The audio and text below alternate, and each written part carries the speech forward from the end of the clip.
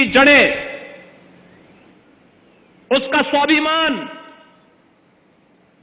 की ऊंचाई और तराई की उर्वरता, ये तीनों एक साथ फलती फूलती हैं।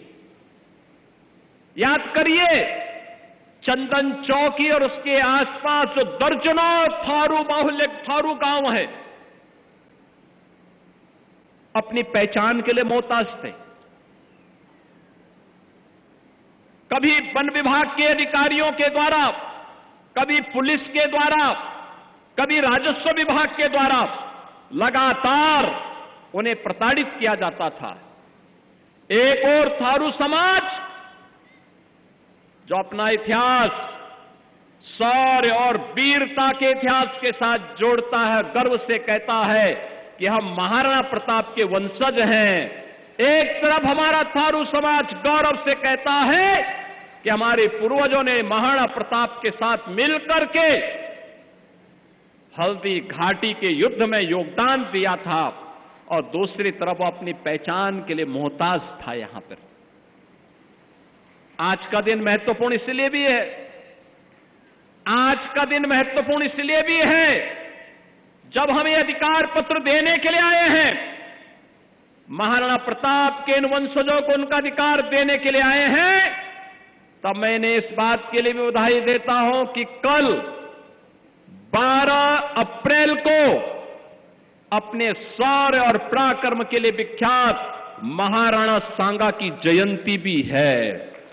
तो महाराणा सांगा की जयंती के एक दिन पहले आपको यह अधिकार मिलना आपकी इस गौरवशाली यात्रा को आगे बढ़ाने की डबल इंजन सरकार की ही ताकत हो सकती है और उसी की स्पीड हो सकती है।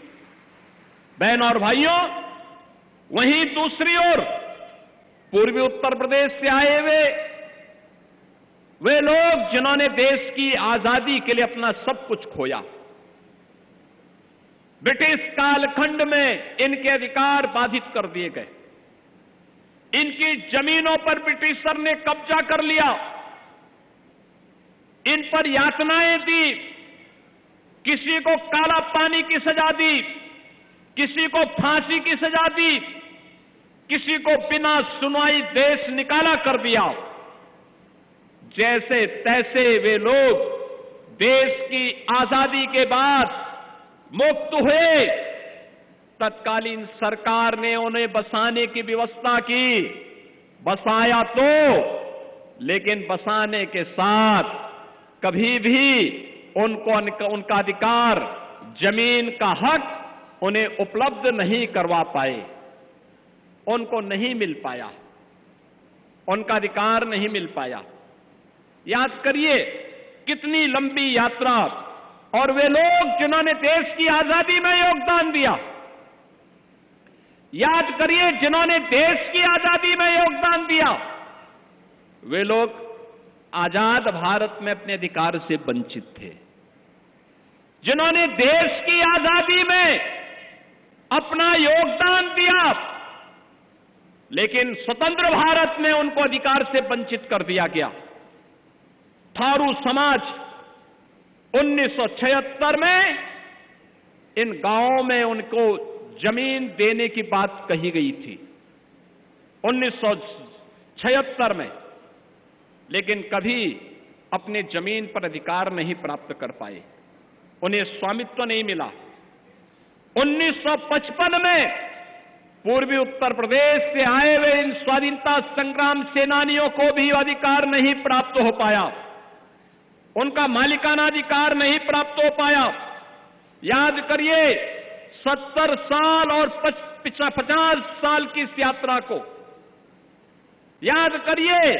पिछली सरकारों में संवेदना का भाव था, अपने परिवारवाद से ऊपर उठ पाते इन थारुओं के बारे में, पूर्वी उत्तर प्रदेश से आए हुए इन निवासियों के बारे में, स्वाधीनता संग्राम सेनानी के आश्रितों के बारे में सोच पाते। लेकिन जिनको समाज को बांटने से फुर्सत न हो, जिन्होंने सदैव बांटने का काम किया हो, जिन्होंने शासन आपके हकों पर, आपके संसाधनों पर डकैती डालने का काम किया हो, उनसे ये उम्मीद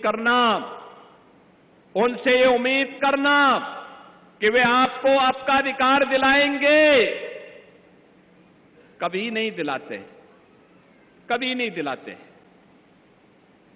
आपकी पहचान को तो वे समाप्त करने के लिए उतारू थे। याद करिए, आपका अधिकार तो नहीं मिल पाया, लेकिन आपके सामने, आपके नौजवानों के सामने पहचान का संकट जरूर खड़ा किए थे। उनके सामने पहचान का संकट खड़ा किए थे। और ये पहचान का संकट किस रूप में?